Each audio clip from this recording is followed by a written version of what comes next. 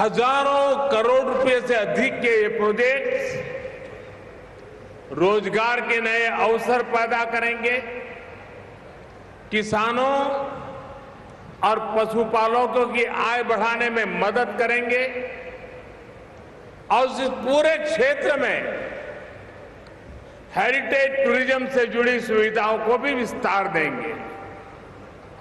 आप सभी को इन विकास परियोजनाओं के लिए बहुत बहुत बधाई।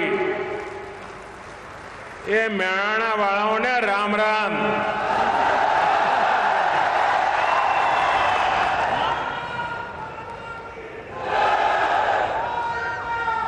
साथियों, आज जब हम भगवान सूर्य के धाम मोढेरा में हैं, तो ये सुखद संयोग है कि आज शरद पूर्णिमा भी है। साथ ही आज महर्षि वाल्मीकि जी की जयंती का पावन अवसर भी है। यानी एक प्रकार से त्रिवेणी संगम हो गया है आज। महर्षि वाल्मीकि ने हमें भगवान राम के समरस जीवन के दर्शन करवाए, समानता का संदेश दिया। आप सभी को, पूरे देश को शरद पूर्णिमा और वाल्मीकि जयंती की बहुत बहुत शुभकामनाएं। भाइयों और बहनों, बीते कुछ दिनों से आप लगातार देखते होंगे टीवी में, अखबारों में, सोशल मीडिया में सूर्यग्राम को लेकर के, मोढेरा को लेकर के पूरे देश में चर्चा चल पड़ी है। कोई कहता है कभी सोचा नहीं था कि सपना हमारी आंखों के सामने साकार हो सकता है। आज सपना सिद्ध होता देख रहे हैं। कोई कहता है कि हमारी चीर पुरातन आस्था और आधुनिक टेक्नोलॉजी मानो एक नया संगम नजर आ रहा है, नया संगम नजर आ रहा है। कोई इसे भविष्य के स्मार्ट गुजरात, स्मार्ट भारत की झलक बता रहा है। ये आज हम सभी के लिए, पूरे महसाणा, पूरे गुजरात के लिए गौरव का पल लेकर के आया है। હું જરા મોઢેવાળાને પૂછું, ચાણસ્માવાળાને પૂછું કે મેહાણાવાળાને પૂછું, તમે મને કહો આનાથી તમારું માથું ઊંચું થયું કે ના થયું? માથું ગર્વથી ઊંચું થયું કે ના થયું? તમને પોતાને જીવનમાં કઈ તમારી સામે થઈ રહ્યાનો આનંદ આવ્યો કે ના આવ્યો? पहले दुनिया मोढेरा को सूर्य मंदिर की वजह से जानती थी, लेकिन अब मोढेरा के सूर्य मंदिर से प्रेरणा लेकर के मोढेरा सूर्यग्राम भी बन सकता है। ये दोनों एक साथ दुनिया में पहचाने जाएंगे और मोढेरा पर्यावरणवादियों के लिए दुनिया के मैप पर अपनी जगह बना लेगा। दोस्तों,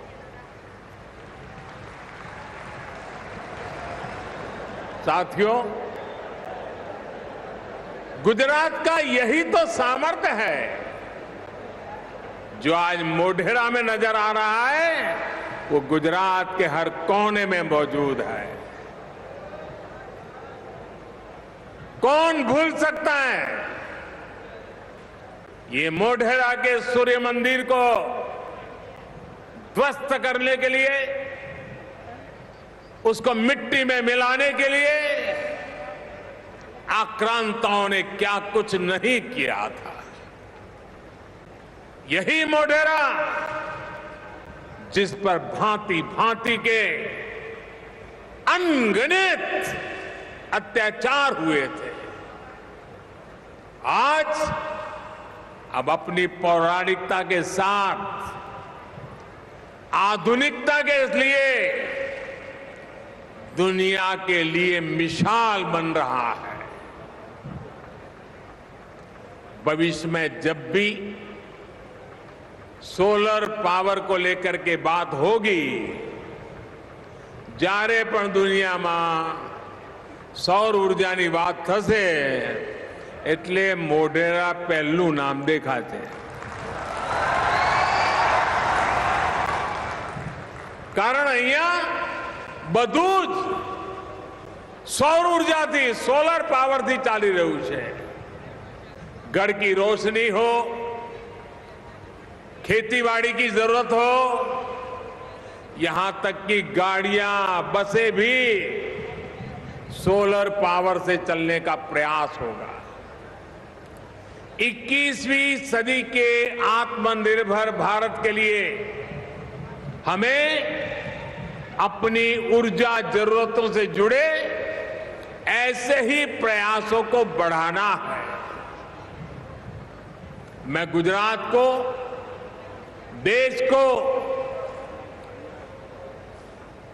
हमारी आने वाली पीढ़ी के लिए, आपके संतानों को सुरक्षा मिले इसलिए दिन रात मेहनत करके देश को दिशा में ले जाने का निरंतर प्रयास कर रहा है। અને એ દિવસ દૂર નહીં હોય જેમ મોઢેરામાં બધા ભાઈઓ હમણાં ટીવી પર મેં જોયું એમની વિડીયો, એ કહેતા હતા કે હવે તો અમારા ઘરના ઉપર જ વીજળી પેદા થાય છે, સરકારમાંથી અમને પૈસા મળે છે। વીજળી મફત જ નહીં, વીજળીના ઉપરાંત પૈસા મળે।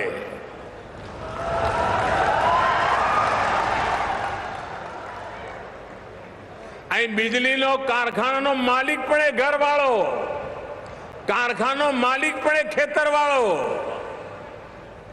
अने वापरनारो ग्राहक पड़े। जरूरत की बिजली उपयोग करो और अतिरिक्त बिजली सरकार को बेच दो, और इससे बिजली के बिल से भी छुटकारा मिलेगा। इतना ही नहीं, अब हम बिजली बेच करके कमाई करेंगे। बोलो, बे हाथ में लाडू है कि नहीं? बे हाथ में लाडू है कि नहीं? अने समाज ऊपर, प्रजा ऊपर कोई बोझ करो, वगर बोझे पण लोकोनुं भલું કરી શકાય ને, એના માટે મહેનત પડે ભાઈ। પણ આપણે તો મહેનત કરવા માટે સર્જાયા છીએ। અને તમે જે સંસ્કાર આપ્યા છે, તમે જે મારું ઘડતર કર્યું છે, અને આપણો તો મહેસાણા જેવો કેવી મુસીબતમાં ગુજરનારો જિલ્લો હતો, અને એમાંથી ઘડાયા હોઈએ એટલે મહેનત કરવામાં કોઈ વાર પાછી પાની કરીએ ભાઈ? कोई दी पाछी पानी करिए। साथियों, अब तक ये होता था कि सरकार बिजली पैदा करती थी और जनता खरीदती थी, लेकिन मैं उस रास्ते पर चलने के लिए प्रतिबद्ध हूं। देश को भी इसके साथ जोड़ने के लिए प्रयास कर रहा हूं।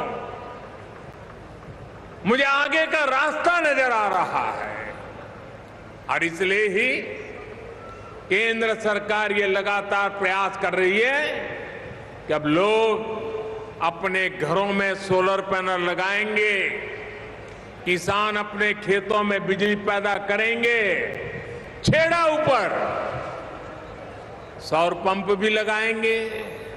હવે તમે મને કહો, પહેલા આપણે હોર્સ પાવર માટે આંદોલન કરવા પડતા, હવે તો તમારા ખેતરના છેડે પેલી વાડ કરીને 2 મીટર આપણે જમીન બરબાદ કરીએ છીએ, એના બદલે સોલાર પેનલ લગાવી દીધી હોય તો એ સોલારથી આપણી પંપ પણ ચાલે, ખેતરને પાણી મળે અને વધારાની વીજળી સરકાર ખરીદી જાય. તમે મને કહો કે આપણે આખું ચક્ર બદલી નાખ્યું કે નહીં ભાઈઓ? और इसके लिए सरकार सोलर पावर को बढ़ावा देने के लिए आर्थिक मदद दे रही है, लाखों सोलर पंप विस्तृत कर रही है. देश भर में આપણે ખેડૂતોની જરૂરત પ્રમાણે સૌર ઉર્જાથી ચાલતા પંપ બનાવીને ખેતરમાં પાણી સિંચવા માટે, કાઢવા માટે ઉપયોગમાં આવે એના માટે કામ કરીએ છીએ. અહીંયા આમાં બધા મને નવજવાનિયા બહુ દેખાય છે, પણ જે 20-22 વર્ષના હશે ને એમને બહુ ખબર નહીં હોય. આપણા મહેસાણા જિલ્લાના હાલ કેવા હતા ભાઈ? વીજળીના બલખા પડે, વીજળી ક્યારે જાય છે નહીં, વીજળી આવી કે ના આવી એના સમાચાર આવતા હતા. અને પાણી માટે તો આપણી બેન દીકરીઓને 3-3 કિલોમીટર માથે માટલા લઈને જવું પડતું હતું. એ દિવસો ઉત્તર ગુજરાતની મારી માતાઓ, બહેનો, ઉત્તર ગુજરાતના મારા જવાનીઓએ જોયા છે દોસ્ત. આજે જે 20-22 વર્ષના દીકરા દીકરીઓ હશે ને એમને આ મુસીબતોની ખબર સુદ્ધા નહીં હોય. અહીં જે સ્કૂલ કોલેજ જવા વાળા યુવાનો છે એમને તો આ બધું સાંભળીને પણ આશ્ચર્ય તો, અચ્છા આવું હતું? સાથીઓ, આપણી કેવી દશામાં જીવતા હતા એ તો તમારા વડીલો તમે વાત કરો તો કહેશે. અનેક પ્રકારની સમસ્યાઓથી ગુજારો કરવો પડતો અને વીજળીના અભાવમાં ભણવાનું તો અત્યંત મુશ્કેલ હતું બાળકો માટે. ઘરમાં ટીવી કે પંખો તો એ દાડામાં જમાના જ નહોતા આપણે ત્યાં. સિંચાઈની વાત હોય, પઢાઈની વાત હોય કે દવાઈની વાત હોય, બધામાં મુસીબતનો અંબાર. અને એની સૌથી મોટો દુષ્પ્રભાવ આપણી દીકરીઓના શિક્ષણ પર પડતો. આપણા મહેસાણા જિલ્લાના લોકો સ્વભાવે કુદરતી ગણિત અને વિજ્ઞાનમાં એકો. તમે અમેરિકામાં જાઓ, બધા ઉત્તર ગુજરાતનો ચમકારો ત્યાં ગણિત વિજ્ઞાનના ક્ષેત્રોમાં જ દેખાય. આખા કચ્છમાં જાઓ તો મહેસાણા જિલ્લાના શિક્ષકો તમને દેખાય. કારણ આપણી પાસે કુદરતી આ સામર્થ્ય હતું, પરંતુ સંજોગ એવા વીજળી, પાણી, અભાવમાં જીવવાનું, એના કારણે જે ઊંચાઈઓ પર જવાનું એ પેઢીને અવસર મળવો જોઈતો નહોતો મળ્યો. આજની પેઢીને તો હું કહેવા માંગુ છું, દમ તમારામાં જોઈએ, આસમાન જેટલા અવસર ઉભા છે દોસ્તો. એટલું જ નહીં સાથીઓ, અહીં આપણે ત્યાં કાયદો વ્યવસ્થાની સ્થિતિ કેવી હતી? ઘેરથી બહાર નીકળો ને, અહીંથી અમદાવાદ જવું હોય ને તો ફોન કરીને પૂછે કે અમદાવાદમાં શાંતિ છે ને, અમારે ખરીદી કરવા આવું છે, દીકરીના લગ્ન છે. આવા દિવસો હતા કે નહીં ભાઈ? આવું હતું કે નહીં? છાસ મારે ઉલ્લડો થતા હતા કે નહોતા થતા? અરે અહીં તો દશા એવી હતી કે છોકરું જન્મીને બોલતું થાય ને તો એને કાકા મામાના નામ ન આવડતા હોય, પણ એને પોલીસ વાળાનું નામ ખબર હોય કે ઘરની બહાર જ ઊભો હોય. કર્ફ્યુ શબ્દ એને બચપણથી સાંભળ્યો તો. આજે 20-22 વર્ષનો ગુજરાતનો જવાનીઓ એને કર્ફ્યુ શબ્દ સાંભળ્યો નથી. આ કાયદો વ્યવસ્થાનું કામ આપણે ગુજરાતમાં કરી બતાવ્યું.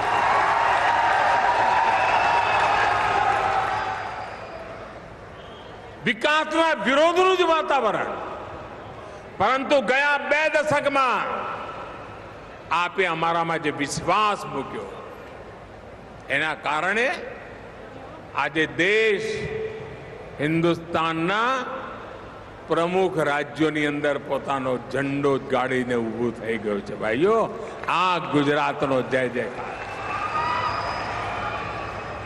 અને એના માટે હું ગુજરાતના કરોડો ગુજરાતીઓનો, એમની ધીરજનો, એમના ખંતનો માથું નમાવીને આદર કરું છું. ભાઈઓ, આ તમારા પુરુષાર્થને કારણે સરકાર અને જનતા જનાર્દન મળીને એક નવો ઇતિહાસ બનાવી દીધો.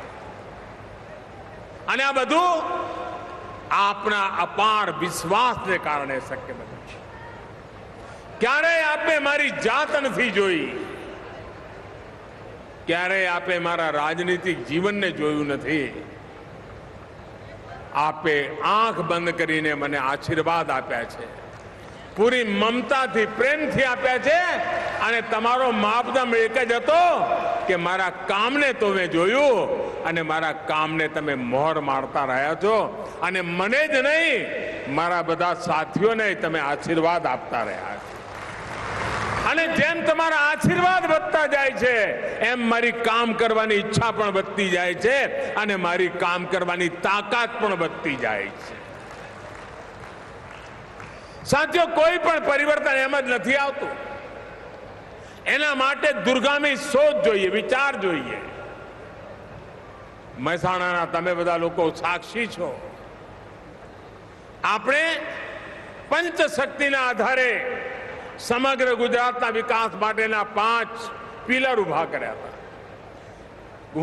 હું જ્યારે મુખ્યમંત્રી હતો ને બીજા રાજ્યોના જોડે વાત કરું ને, હું એમને કહું કે અમારું મોટું બજેટ પાણી માટે વાપરવું પડે છે. અમે પાણી વગર અત્યંત મુસીબતોમાં જીવીએ છીએ. 10 વર્ષમાં 7 વર્ષ દુકાળના દિવસો અમે કાઢીએ છીએ. અમારા બજેટનો આટલો બધો હિન્દુસ્તાનના બીજા રાજ્યોના મગજમાં તો આટલું બધો ખર્ચો કરવો પડે છે, આટલી બધી મહેનત કરવી પડે છે. અને એટલા માટે જ્યારે આપણે પંચામૃત યોજના લઈને નીકળ્યા હતા, એમાં સૌથી મોટું ફોકસ કર્યું ગુજરાત માટે. જો પાણી નહીં હોય, જો ગુજરાત પાસે વીજળી નહીં હોય, તો આ ગુજરાત ખેદાન મેદાન થઈ જશે. બીજી જરૂરત હતી, મારે આવનારી પેઢીની ચિંતા હતી.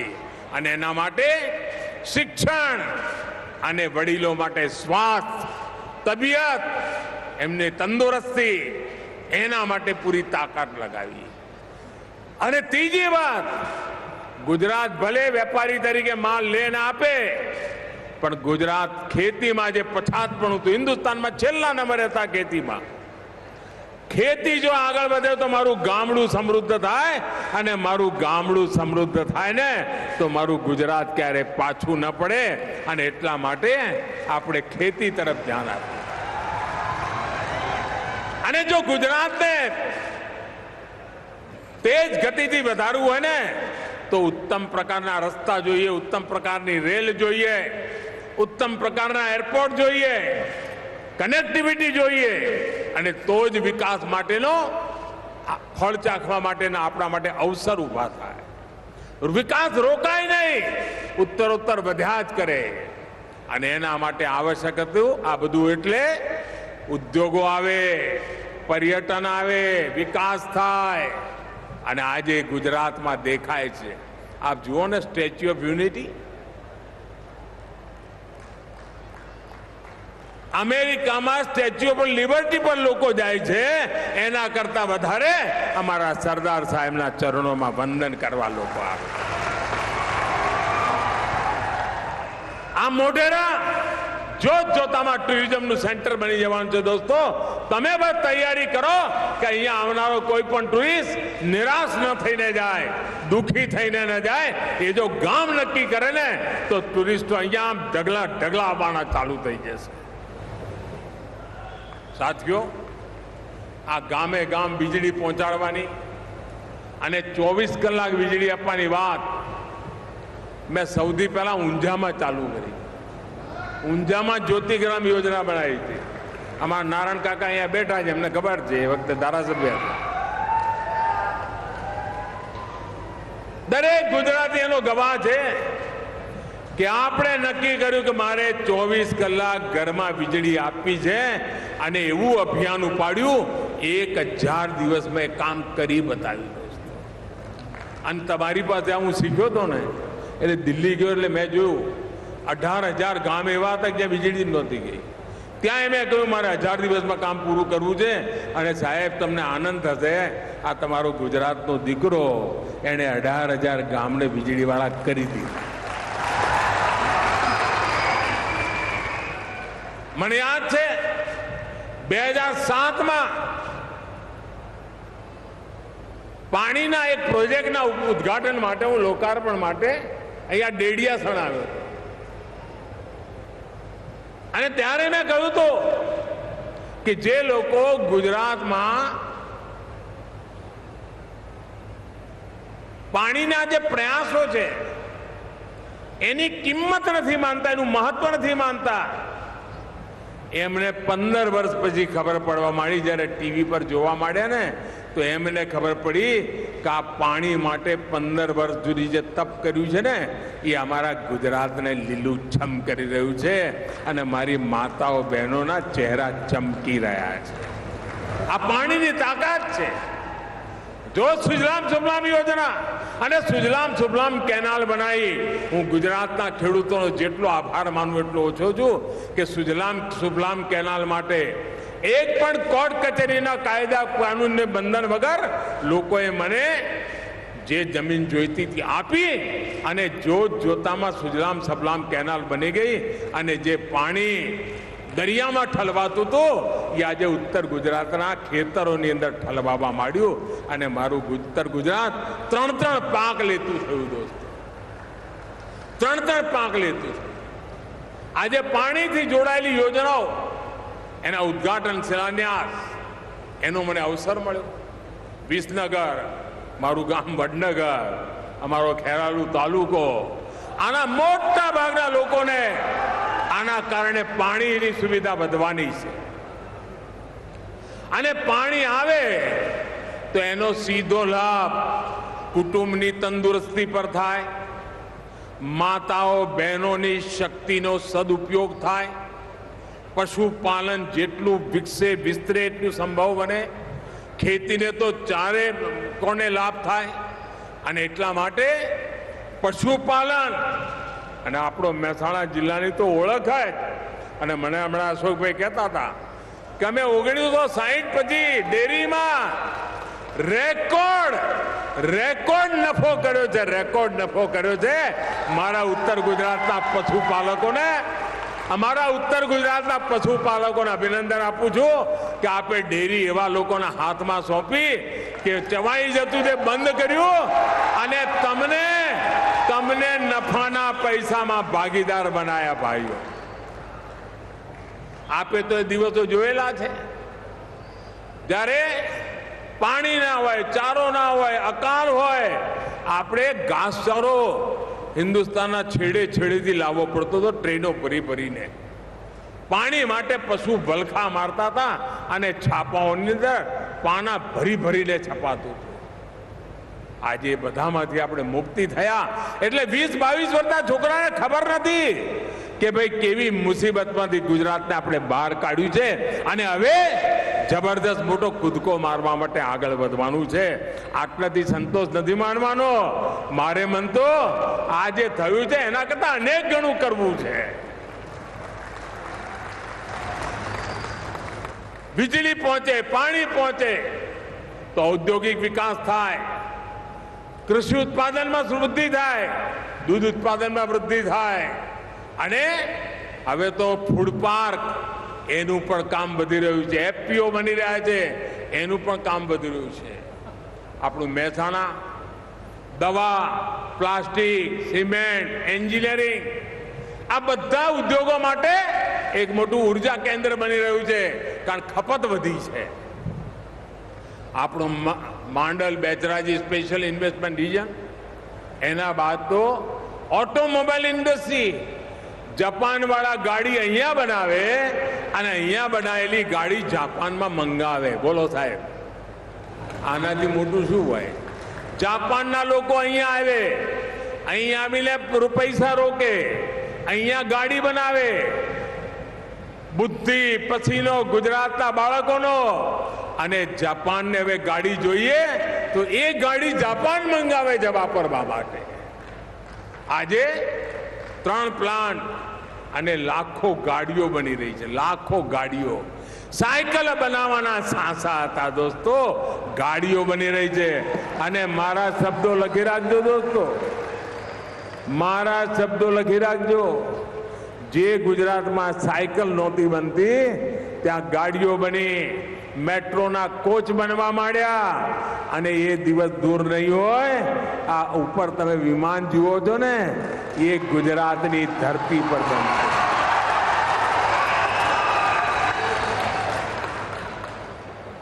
આ સુઝુકીના નાના નાના જે સપ્લાયર છે, 100 કરતા વધારે સપ્લાયર નાના નાના સ્પેર પાર્ટ બનાવે. તમે વિચાર કરો, દુનિયા બદલાઈ રહી છે. ઇલેક્ટ્રિક વ્હીકલ પર ગયા વિના છૂટકો નથી.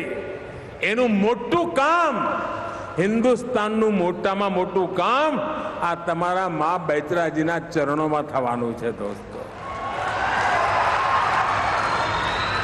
અમારો લિથિયમ આયન બનાવવાનો પ્લાન્ટ અમારા હસનપુરમાં, અને મારે આ હસનપુર ને બધા વિસ્તારના ખેડૂતોનો આજે ફરી આભાર માનવો છે. તમને થશે કેમ અત્યારે યાદ આવ્યું? હું તમને એક પ્રસંગ કહું. આ બધા કેટલાક એવા બરબાદી કરવાવાળા વિચારો લેનારા લોકો ગમે તેમ બધું લખે ને બોલે ને આંદોલનો કરે. જ્યારે આપણે સૌજીકોનું બધું લાવવાનું એ નક્કી કર્યું હાંસલપુર ને આખા પટ્ટામાં, તો બધા ખેડૂતો આંદોલને ચડ્યા. હવે આપણી અહીંયા જમીન એવી કે 12 મહિનામાં બાજરો પક્કામાં ફેંફે પડતી હતી, સૂકા ભટ્ટ પડ્યા હતા. તો બધા આંદોલન કર્યું, તો બધા ગાંધીનગર આવ્યા. હું મુખ્યમંત્રી હતો. આવીને બહાર બધા જિંદાબાદ મુર્દાબાદ કરતા હતા અને મોદીના પૂતળા બાળવાનું બધું ચાલતું હતું. મેં કોઈ એમ નહીં, આપણે અંદર બોલાવો બધાને. મેં બધાને અંદર બોલાયા અને હું નીચે ગયો, બધાને મળ્યો. મેં કહ્યું તમારી ફરિયાદ સૂચકો ભાઈ. બસ કે અમારે આ નથી જોઈતું ને અમારી જમીન નથી આપી. મેં કહું સારું, ત્યારે તમારી ઈચ્છા, બીજે લઈ જઈશું. તો એમાં કાં 5-7 સમજદાર ઉભા થયા. એ કે ના સાહેબ, એવું ના કરતા, એવું ના કરતા, તમે અમારે ત્યાં જ લાવો. અને એ જે ખેડૂતોએ સમજદાર બતાવી આંદોલનો બંધ કર્યા. અને તમે વિચાર કરો, આજે ઔદ્યોગિક ક્ષેત્રે આખા પટ્ટાનું નામ રોશન થઈ રહ્યું છે. ઠીક મહેસાણા સુધી આ વિકાસ થવાનો છે ભાઈઓ. તમે વિચાર કરો, આ western freight corridor, Delhi Mumbai industrial corridor, એના પર તેજીથી કામ ચાલી રહ્યું છે. એક પ્રકારથી મેન્યુફેક્ચરિંગ હબ એની આપણી પહેચાન બની રહી છે. અને એટલું જ નહીં, લોજિસ્ટિક, ભંડારણ, આ સેક્ટરમાં પણ અનેક સંભાવનાઓ વધી રહી છે. નવા રોજગારની તકો ઊભી થવાની છે. સાથીઓ, ગયા 2 દશકમાં આપણે કનેક્ટિવિટી પર ખૂબ જોર આપ્યું. અને હવે ડબલ એન્જિન સરકાર, નરેન્દ્ર અને ભૂપેન્દ્ર બે ભેગા થયા ને, એટલે સાહેબ ગતિ જબરદસ્ત હતી. તમે જુઓ, અંગ્રેજોના જમાનામાં, તમને જાણીને દુઃખ થશે દોસ્તો, અંગ્રેજોના જમાનામાં આજથી લગભગ 90-95 વર્ષ પહેલા 1930માં અંગ્રેજોએ એક ઠરાવ કર્યો હતો. એની આખી ફાઇલ છે, એમાં એક નકશો છે. એમાં મહેસાણા, અંબાજી, તારંગા, આબુ રોડ રેલવે લાઇનની વાત લખેલી છે. પરંતુ પછી જે સરકાર આવી અને ગુજરાત તો અરમાયું લાગે, તો આ બધું ખાડે ગયું.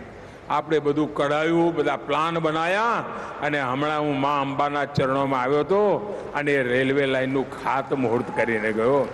તમે કલ્પના કરો છો આ રેલવે લાઇન ચાલુ થશે એટલે કેવો નજારો બદલાવાનો છે ભાઈ. આર્થિક રીતે કેવી સમૃદ્ધિ ખેંચી લાવવાનો છે. સાથીઓ, બહુચરાજી, મોઢેરા, ચાણસમાં આ રોડ 4 લેન પહેલા સિંગલ પટ્ટીના સાંસા પડતા હતા. આપણે બહુચરાજી આવીએ તો કેવી દશા હતી. એક બસ જતી હોય અને બીજી આવે તો એને કેમ વાળવી એ મુસીબત થતી હતી. યાદ છે ને બધું કે ભૂલી ગયા ને?